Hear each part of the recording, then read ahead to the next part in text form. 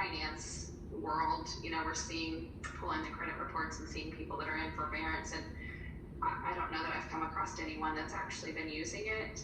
If they are using it, they're setting that money to the side and just as kind of reserves in case they do, once the forbearance is over, if they do end up getting cut pay or cut hours, they've got some reserves set back. So it seems like people are being pretty wise about it for the most part, and not taking too much advantage of it to where it's going to put them in a bad position later on. Very good. Well, let's move in, and I do see your question there, Ernie. I want to come back to it, but let me, on the chat, but let me jump into my last kind of questions. This is where I try and turn things around and have you do my job for me. And so you should see the poll that's up on my screen right now, and should see it, about what you think the number of units, so just number of home sales. We'll talk about prices in a minute. Do you think that home sales activity will be way up in next year, higher but just a bit, pretty much flat, about the same, or down just slightly, or way down from where we are this year? And so where do you see home sales activity? And then as we go through and we get these, I'm really curious then for somebody to respond why you think that, because the reasons behind it are really the most interesting questions that I think we can have here. So anybody want to share with thinking that sales will be down next year? Some of you indicated down. Anybody want to share why your reason was for that? I think it was brought up earlier that the PPP loans are coming to an end, and once you already got that PPP loan, you no longer have to keep those employees once you start to pay that back. And I think we're already seeing it. You're seeing airlines that are starting to furlough tens of thousands of employees, and I think that's going to be coming down the pike all the way through. As we get closer to the end of the year, you're going to have employers that just have to start letting employees go because we're not getting that market back open. It's not so bad necessarily here, but along the coast where restaurants aren't open and stores aren't open, and how long can you keep pushing that off? And I think that's where we're going to get a hit, is those employees towards the end of the year finally lose their job and then have to sell and get out of their houses. So I just think it's going to be down next year. I can't see it being able to hold on really strong unless something really changes. Very good, very good. So on the flip side, several of you said higher, but just a bit. No one's saying way up. What are your reasons for thinking that home sales will be higher next year? Anybody want to jump in on that one?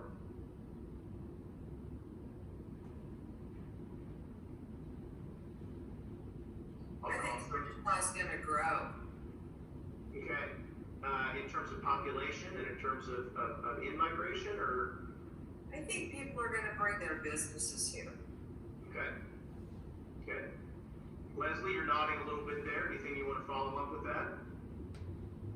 Well, from everything that I've been reading and talking to other agents around the country, I think that we'll see an influx if the prices of houses are so inflated in other markets. We're just a very affordable place to be. If people are able to work from home, which we're seeing more and more of, then they're going to be able to choose where they're working from, and it's going to be more of a family environment, and it's going to be more affordable. So I agree with Cindy, and I think the Amazon thing is just the tip of the iceberg. Very good. Well, I got some responses for this one. Let's go to the next question, which relates to new home construction.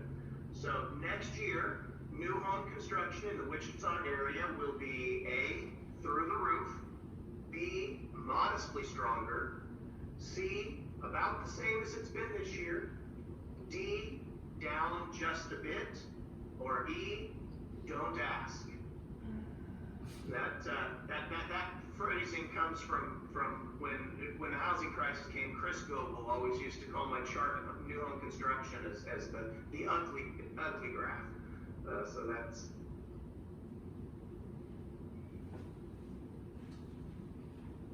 So I think we're getting a lot of responses here that are modestly stronger. Anybody want to share your reasonings for being modestly stronger?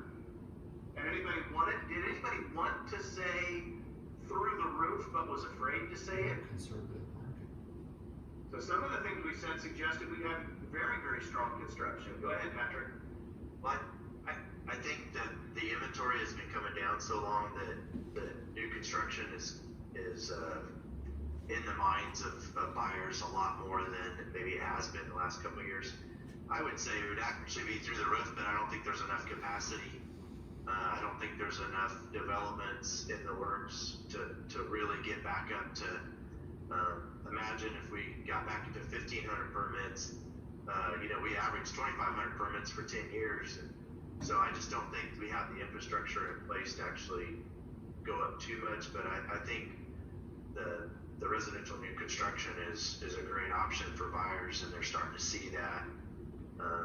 And as long as Cindy's right that our population grows, I think we'll be there. If Spirit does a hard pivot down, I would be concerned about that. But I think overall the fundamentals are strong. Good. Anyone else want to share their thoughts about new home construction? We haven't heard a lot from you, Rochelle, so I can put you on the spot a little bit. Sure, I think it'll be modestly stronger. I think our builders are gaining some confidence again. I think for quite some time, after they went through what they went through in 2009 and 10, they were really gun shy, but I think they're getting their confidence back, and more and more of them are approaching us and say, hey, if you have some opportunity, call on me, because I want to expand a little bit. So I think we'll go up a little bit, and I'm hopeful for that. We need desperately. Very good. Cindy sent in a comment saying concerns about contiguous land and whether or not we've got the land needed for development. But Marv, you raised your hand, so give us your feedback on what you see for new home construction next year. Yeah, I think we can't forget that it's been good already. It's not like we're down, and so it's been strong already. And I think it's going to be modestly stronger for next year. As I mentioned earlier, lifestyles that people are wanting are changing, and they're only getting in the new home communities. And my only concern is pricing. The supply chain, we're starting to see some effects with lagging of builders being able to get stuff on time. But hopefully, get through this COVID and it needs to be critical, but I think the election is going to be important. But I see it stronger next week. Leslie, you made a comment in the chat about schooling playing a big part in this too. What were you thinking of? There are a lot of things I can imagine, so explain what you were thinking. We've had multiple conversations with people that if school isn't going to start, then and they're going to have to do more of a homeschooling position, then they don't need to go do the urban sprawl. They would rather be closer to work and not out towards Andover or out towards Andale or anything like that. They're fine being in town and closer to their job if they're not going to have to buy a house based on school district. Interesting. Very interesting. And I think most of the development is urban, the suburban areas. So kind of goes back to what Cindy's saying. Yep. Yeah. Well, let's go into my last question because I really want to